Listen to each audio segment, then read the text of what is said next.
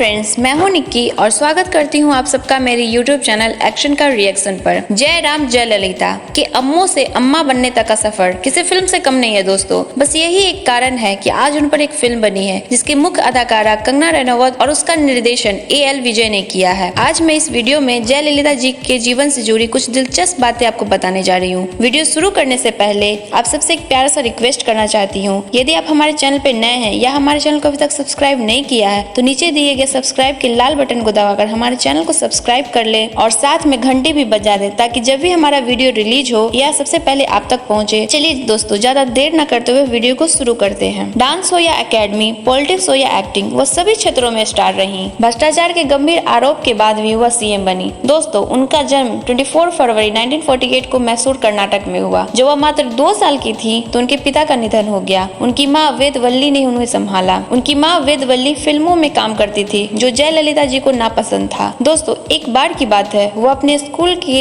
ऐसे कंपटीशन में प्रथम आई। यह सर्टिफिकेट अपनी माँ को दिखाने के लिए वह बहुत देर तक इंतजार करती रही, पर जब देर रात तक उनकी माँ वापस नहीं आई तो वह लिविंग रूम में ही सो गई। स्कूल का दिन उनके सुनहरे दिनों में से एक था। स्कूल में उन्हें outstanding student of the year का खिताब मिला। 10th स्टैंडर्ड में वह पूरे तमिलनाडु में प्रथम आई और उन्हें गोल्ड मेडल भी मिला। उन्हें स्कॉलरशिप भी मिला। दोस्तों, जयललिता जी का सपना एक लॉयर बनने का था, पर किस्मत उन्हें कहीं और लेके जाना चाहती थी। जब वह मात्र 16 वर्ष की थी तो उनका सामना हकीकत से हुआ, क्योंकि उनकी माँ को अब अच्छा किरदार नहीं मिल रहा था और परिवार चलाना बहुत ही मुश्किल हो रहा था। बस यही एक कारण है कि माँ के कहने पर या उनके दबाव में ना चाहते हुए भी वो अपना स्कॉलरशिप वापस कर फिल्मी दुनिया में अपना पहला कदम रखा। मात्र 16 वर्ष की आयु में वो अपना फिल्मी डेब्यू एक कन्नड़ फिल्म से किया। जब वो मात्र 3 साल की थी वह तभी से क्लासिकल डांस सीख रही थी और अपने जमाने की फाइनेस्ट क्लासिकल डांसर में से एक थी। फिर उनके जीवन में आए MGR, जिनके साथ एक पर एक हिट फिल्मों की लड़ी लग गई और कुल 28 हिट फिल्में सिर्फ MGR के साथ रहीं। उन्हें 5 बार तमिलनाडु स्टेट फिल्म अवार्ड मिला और 3 बार फिल्म फेयर अवार्ड भी मिला। वह धर्मेंद्र जी के साथ हिंदी फिल्म इज्जत में भी काम की। इन्हीं अच्छे दौर में उनके साथ एक अनहोनी हो गई। मात्र 23 साल की उम्र में उनकी माँ का निधन हो गया। माँ के मरने के बाद वह बिल्कुल अकेली हो गई। उन्हें घर चलाने के बारे में कुछ भी नहीं पता था। उन्हें यह तक पता नहीं था कि जिन फिल्मों में वो काम कर रही हैं उनके लिए उन्हें कितने पैसे मिलते हैं। वह कहती हैं, वह धीरे धीरे सब कुछ सीख तो गई पर लोगों ने उनका बहुत फायदा उठाया। I learn everything in hard way.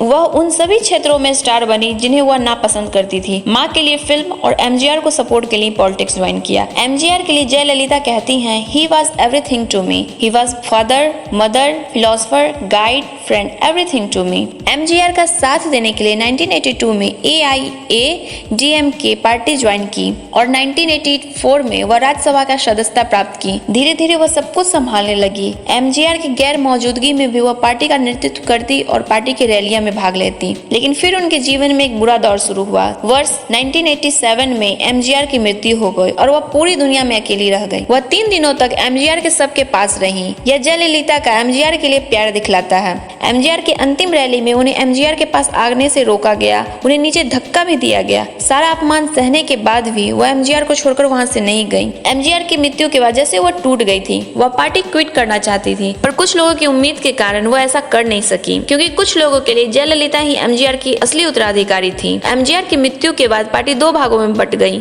एक जयललिता का और एक उनकी पत्नी जानकी का। फिर आया राजनीतिक जगत का सबसे बुरा दिन। 25 मार्च 1989 असेंबली मीट में बजट डिस्कशन के दौरान उन पर हमला हुआ। उनके बाल और उनकी साड़ियां तक खींची गई। उनकी तस्वीरें आज भी राजनीतिक जगत को शर्मसार करती है। उस दिन उन्होंने कसम खाया कि वह असेंबली में तभी कदम रखी जब वह CM बनेंगी। वह राजनीतिक जगत की जैसे सूरमा बनकर उभरी। वो अपनी कसम को पूरा कर वर्ष 1991 में पहली बार CM बनी और वह तमिलनाडु की सबसे कम उम्र की CM बनने वाली पहली महिला थी। उनकी पहली पारी CM की चुनौतीपूर्ण रही। उन पर काफी भ्रष्टाचार के आरोप भी लगे। उनका शाही अंदाज लाइमलाइट में तब आया जब वर्ष 1995 में अपने गोद लिए हुए बेटे सुधाकरन की शादी शाही अंदाज में करवाई। वर्ष 1996 में वह चुनाव हार गए और फिर एक बार मुश्किल दौरों ने उन्हें घेर लिया। उनके घर पर छापा पड़ा, पर एक बार फिर वह लोगों का दिल जीतने में कामयाब हुई और वर्ष 2001 में वह चुनाव जीत गई और फिर से CM बनी। इस बार उनका आयरन लेडी वाला अवतार सामने आया। वह एक झटके में 2,48,000 सरकारी कर्मचारियों को बर्खास्त कर दी। दोस्तों, वर्ष 2006 में वह चुनाव तो हार गई, पर फिर से 2011 में चुनाव जीत गई, पर इस बार उन्हें जेल जाना पड़ा। वह 2015 में अपने सारे इल्जामों से मुक्त होकर फिर CM बनी और 2016 में फिर चुनाव जीती। वह लगातार लगातार 2 बार चुनाव जीतने का भी कारनामा दिखाया। 5 दिसंबर 2016 में दुनिया को अलविदा कर हम सबको छोड़कर चली गई। वो इकलौती ऐसे सीएम थे जिनके लिए पूरा तमिलनाडु रोया। वो अपने राजनीतिक दौर में बहुत सारे ऐसे